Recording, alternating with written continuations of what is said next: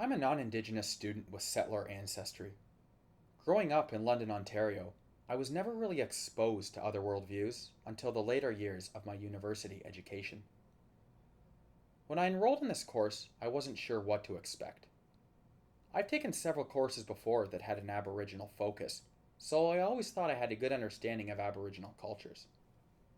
But I keep hearing that in order to understand Aboriginal cultures, you need to have a good understanding of Aboriginal perspectives, which are based on individual experiences.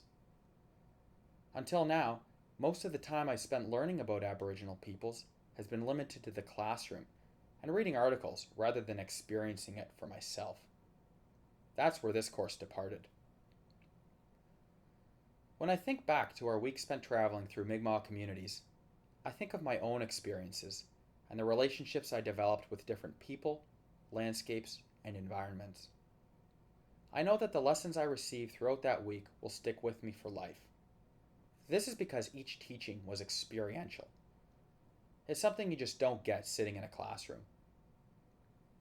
When I think of Stone Bear, I think of wigwams, outdoor classrooms, traditional lands, and sharing circles.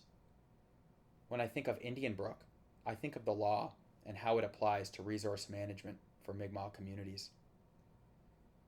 When I think of Eskazoni, I think of moose management, Brador Lake, and the wisdom of Elder Albert Marshall. I also think of Malagawach, Duma Young, his mother, and traditional medicines. I think of Bobnakeg and eel fishing as a traditional food source. I think of Glooskap Cave, little people, and visiting sacred spaces. It has become clear to me that there is no one way to define Mi'kmaq culture.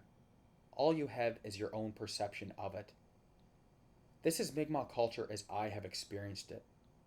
No one else shares my identical experience, even though 13 of us embarked on this co-learning journey together. To me, that's the beauty of Aboriginal cultures.